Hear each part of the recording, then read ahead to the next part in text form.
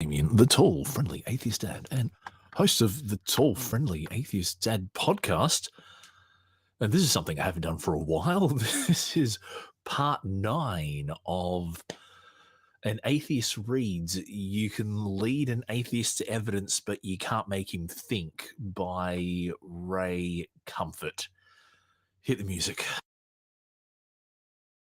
So far from lies and hypocrisy,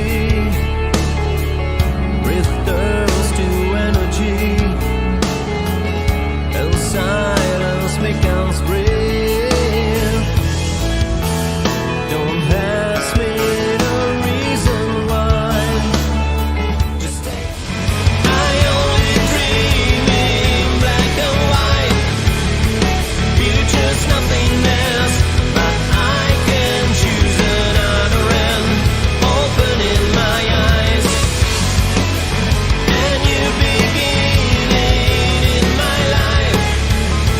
Without emptiness to feel, I am sure of myself. No mercy unto the end.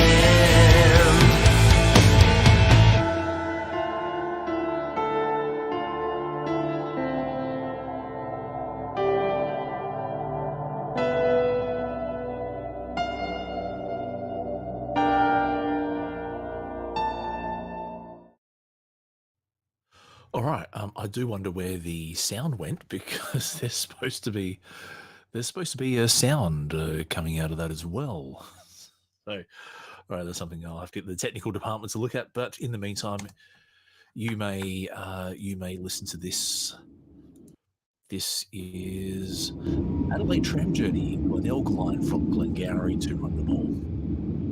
So Adelaide is a city in South Australia. So South Australia is a state in the country of Australia. It's a city of about 1.2 million people, roughly, and they have a tram. So enjoy the tram. Thank you to Philip Malice, who is going to get a like on his video. But yes, this is part 9 of Atheist Reads. Okay, let me just pull it there. An Atheist Reads. You can lead an atheist to evidence, but you can't make him think. And yeah, so yeah. This is not a good book. This is not the way to convince atheists. But even the subtitle of the book, answers to questions from angry skeptics. But not every question has been from an angry skeptic. There have been questions from fellow believers as well. So anyway, so what I'm going to do is I'm going to read the question posed to Ray. I'm then going to read Ray's response, and then I'm going to respond to both the question and the answer. So this is a response section, if you will. So with a 3, 2, 1. Do that again. Oh, there we go. Okay. Question to Ray. How many things have we discovered recently within the last 100 years? Microwaves, TV, lasers, flight, radio, electricity, cars, computers, the internet, new species, etc. I could go on and on about what we have recently discovered. Just because we don't know something doesn't mean it isn't true. I know that last statement can go both ways. When Galileo said the Earth rotated around the sun, he was put under house arrest by the church because they knew the sun rotated around the Earth. How did they know this? They got their information from the Bible. What will we know in the next 100 years? And this is Ray Comfort's response. Please study your history. It was the Roman Catholic Church, not the Christian Church, that arrested Galileo. I have spoken to hundreds of Roman Catholics, and when you ask them, "Are you a Christian?" most say, "No, I'm a Roman Catholic." they know the difference. Catholics are steeped in tradition, and Christians adhere only to the Bible. And the Catholic Church didn't get the information from the Bible. It was a banned book. Skeptics of Christianity often try to demean Scripture by saying that the Christian Church persecuted Galileo when he maintained that the Earth circled around the Sun. As a professor of astronomy at the University of Pisa, Galileo was required to teach the accepted theory of his time that the Sun and all the planets revolved around Earth. Later at the University of Padua, he was exposed to a new theory proposed by Nicholas Copernicus, that the Earth and all the other planets revolved around the Sun. Galileo's observations with his new telescope convinced him of the truth of Copernicus's sun-centered or heliocentric theory. Galileo's support for the heliocentric theory got him into trouble with the Roman Catholic Church. In 1633, during the Inquisition, he was convicted of heresy and ordered to recant or publicly withdraw his support of Copernicus. The Roman Catholic Church sentenced him to life imprisonment, but his advanced age allowed him to serve the term under house arrest at his villa outside of Florence, Italy. The Christian Church, therefore, should not be blamed for his imprisonment. It was the Roman Catholic Church that persecuted Galileo. And this quote from the Catholic Encyclopedia. Under the sentence of imprisonment, Galileo remained till his death in 1642. It is, however, untrue to speak of him as in any proper sense a prisoner. As his Protestant biographer von Gebler tells us, one glance at the truest historical source for the famous trial would convince anyone that Galileo spent altogether 22 days in the buildings of the Holy Office during the Inquisition, and even then not in a prison cell with barred windows, but in the handsome and commodious apartment of an official of the Inquisition. And that the source cited is the Catholic Encyclopedia. Also, when you speak of how many things we discovered in the last 100 years, I hope you keep I hope you keep in mind that man simply uncovers hidden laws that allow him to invent things. We would have no microwaves without the already existing electromagnetic waves. There will be no television without the laws that govern television waves. And radio communication without radio waves. We couldn't fly if the law of aerodynamics didn't already exist, or use any electrical appliance without the existing laws that govern electricity. All these things were around before we discovered them. Science merely uncovers what God has already made. All right, that is an interesting take. So that is Ray Comfort's. That is Ray Comfort's take on things. What will I do here? So I'm just going to see if I can. Technology. But yeah, so.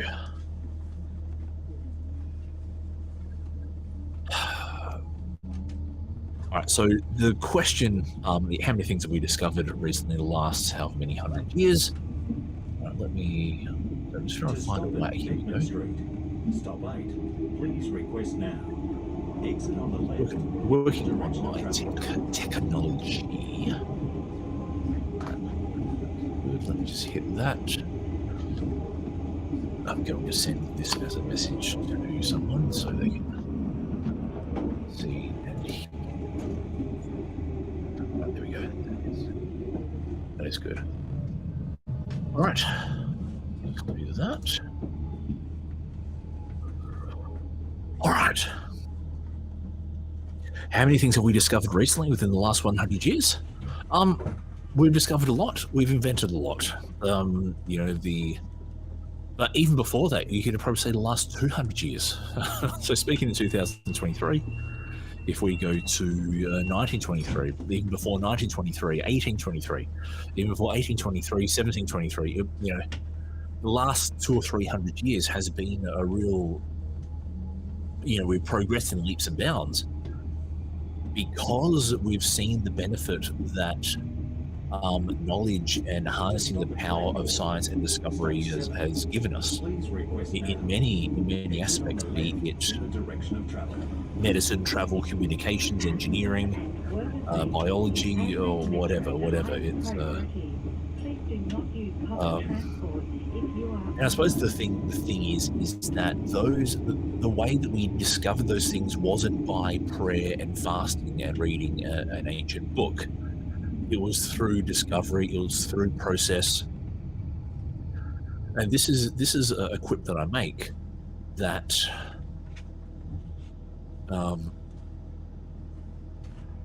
like God doesn't hand down fully formed scientific theses to his Christian scientists, but has to let all the atheist and Muslim and other scientists have to discover things on their own. It seems that every scientist has to discover things on their own using their own methods. So it's so you could even if you wanted to theologize it, I think you're doing a disservice to the human achievement by theologizing stuff. And even if you wanted to say that God is the absolute within the universe, well, that's just a philosophical argument. That's not actually like an actual, it's not something you can prove. It's just more of a philosophical circle jerking. Might be the polite way to put it. And in this question here, when Galileo said the Earth rotated around the Sun, he was put on house arrest because they knew the Sun rotated around the Earth. How do they know this? The information from the Bible. What will we know the next 100 years? I think you could say that they inferred it from the Bible. It's, I think probably you could say because the biblical cosmology was that the Earth was the center of existence.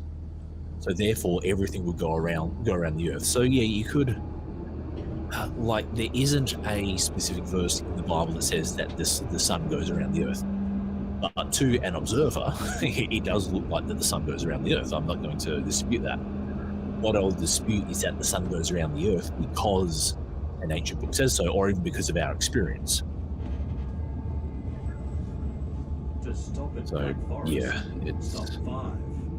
what will we know in the next 100 years? I cannot wait to find out what we discover and how we apply that technology. That will be absolutely awesome. I think if we get our shit together, I think as the youngins say, then we will be well placed. But I think it's also what we do with that.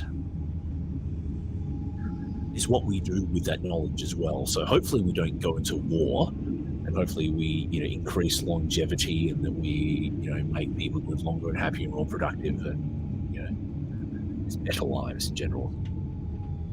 So going on to Ray's answer.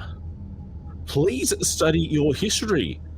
It was the Roman Catholic Church, not the Christian Church, that arrested Galileo. you fucking gummy. Oh boy. Well, because the reason I kind of arc up at that is because the Catholics see themselves as the one true faith. So if you talk to a Catholic, yes, they are going to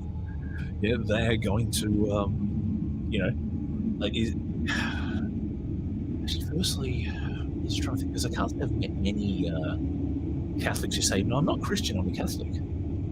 Most people I come across Christian and Catholic If you're a Catholic, you're already a Christian. You're just a specific type of Christian. I can't say I've met anyone who has said, no, I'm not a Christian, I'm a Catholic. If I say I'm not a Protestant, I'm a Catholic, but they're all Christianity anyway. So if Ray wants to play the no true Catholic, the no true Christian card, yeah, this is very like the Catholics read the same Bible that he does, just with four extra books. Coffee ASMR.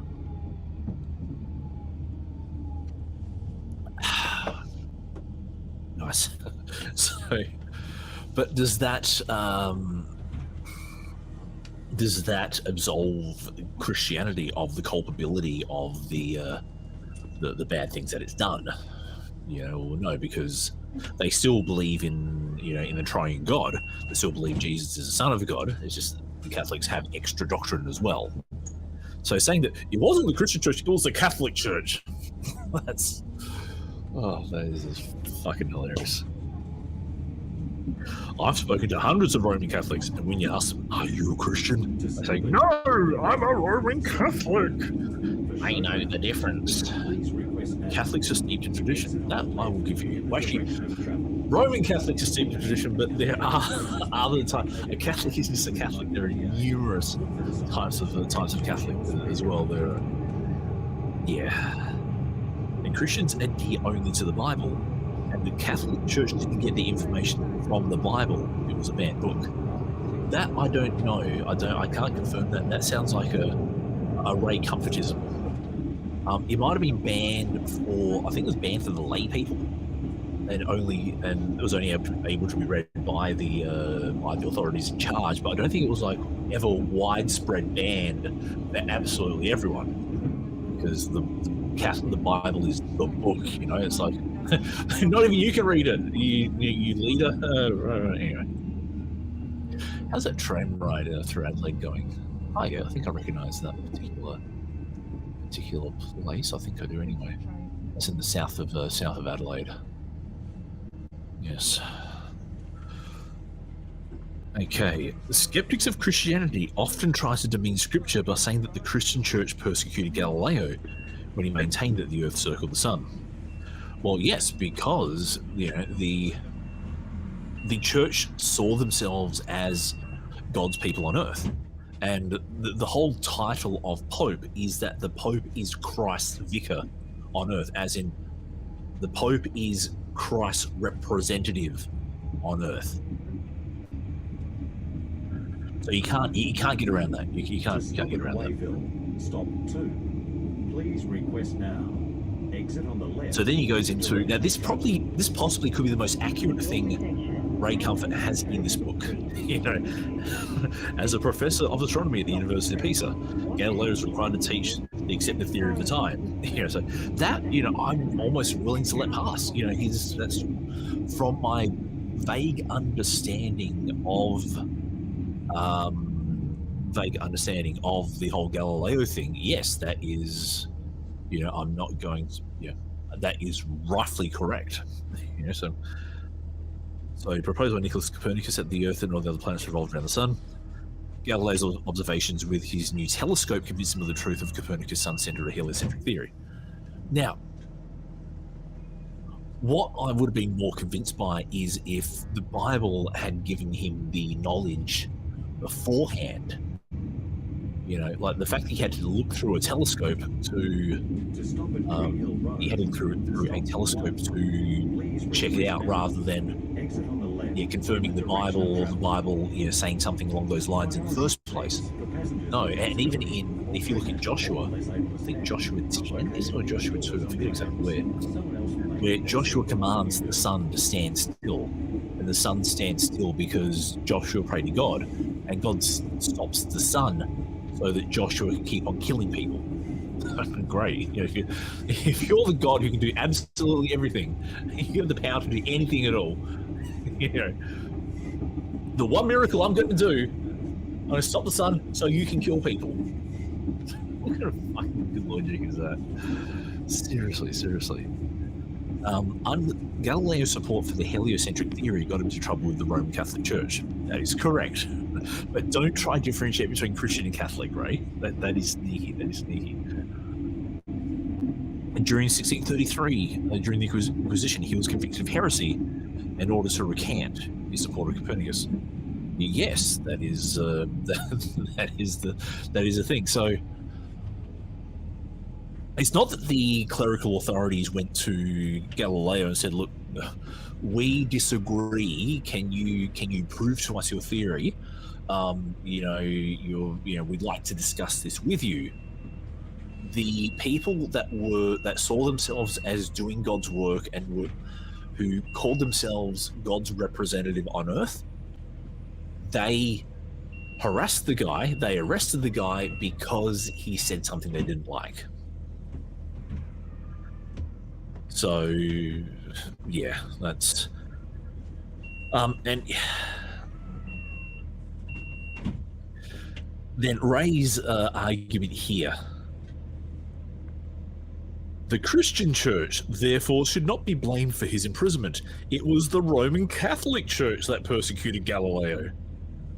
Well, to an outsider, anyone who believes in God and who believes Jesus is the Son of God is a Christian. It doesn't matter whether you're a Christian church, a Seventh-day Adventist, as I said, like the next stop is South Terrace. The church that called themselves the one true church and saw themselves as God's people on Earth.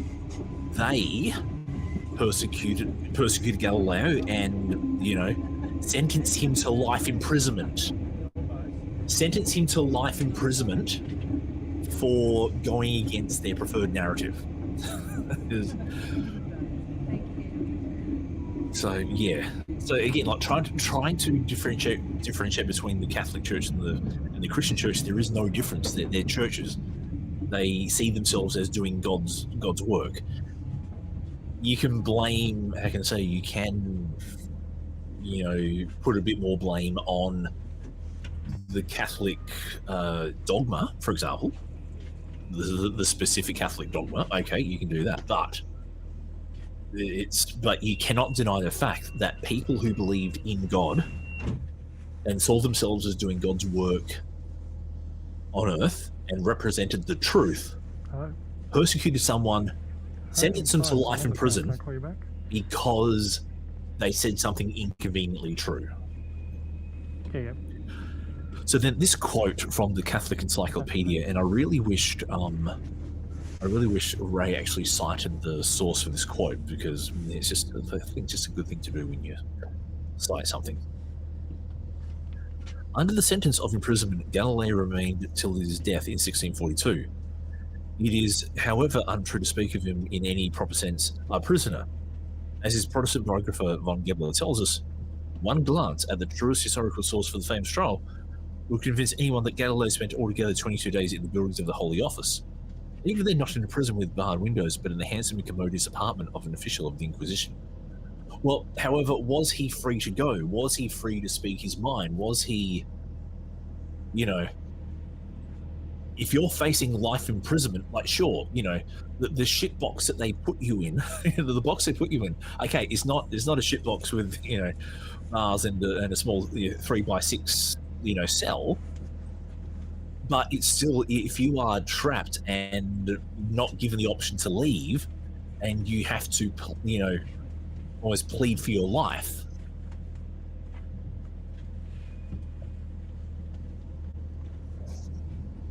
It doesn't really, like, it's a bit like splitting hairs between a slave that was served to work in the field and a slave that was served to work inside the house. The house slaves were treated nicer, but they're still slaves. You can't go, oh boy, you can't go there were slaves that were treated well. There were still fucking slaves. Come on. Oh man. Oh boy. So yeah, this is a bit of what we might call a dodge in apologetics or counter-apologetics. Then this last paragraph to the answer here. Also, when you speak of how many things we discovered in the last 100 years, I hope you keep in mind that man simply uncovers hidden laws that allow him to invent things.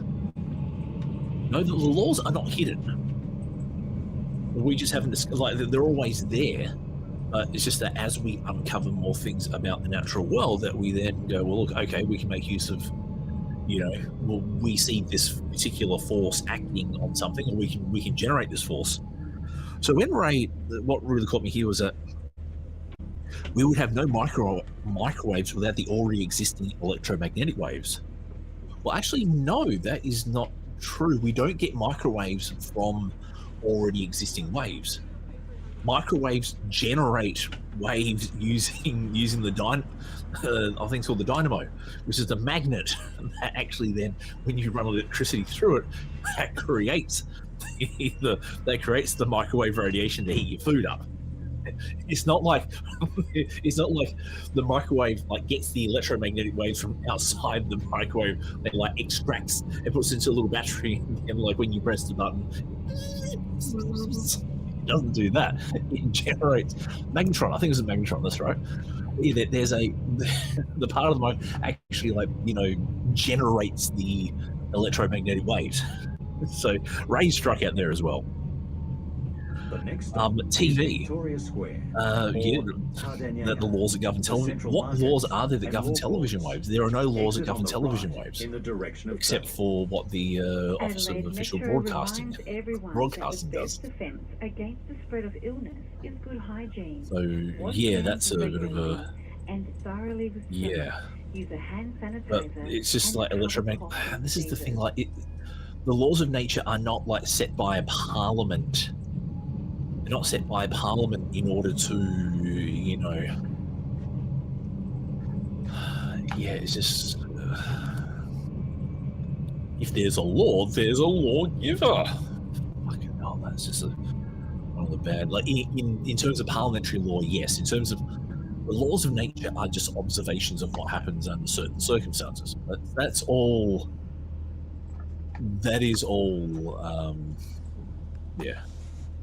That is all that is. So I do get annoyed when it's like, oh, the laws are just okay. We couldn't fly if the law of aerodynamics didn't already exist. No, that's the law of aerodynamics has nothing to do with flight. It's just the laws of aerodynamics are just what happens when you fly.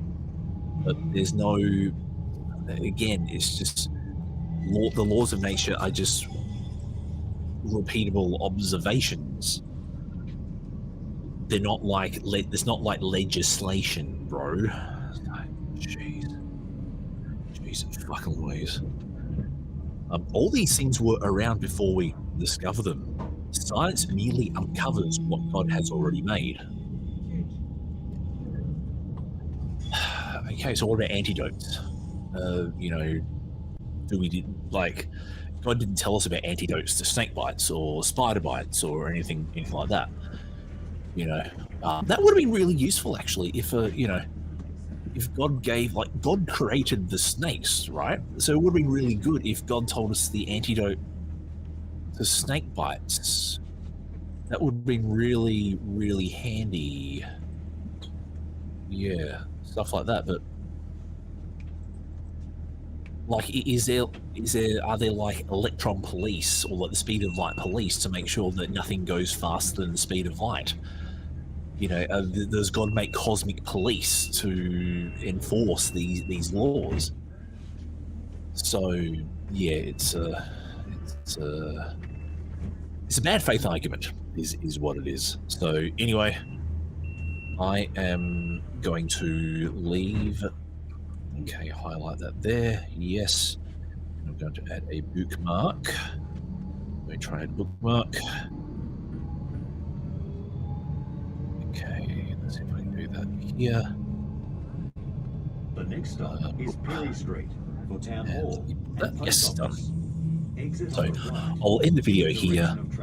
And the next question will be, could you tell me how old you believe the Earth to be and why? That'd be a really interesting one. Until next time, yeah, look after yourselves, stay safe, stay cool, chill, and yeah, look after yourselves and each other, and be rational.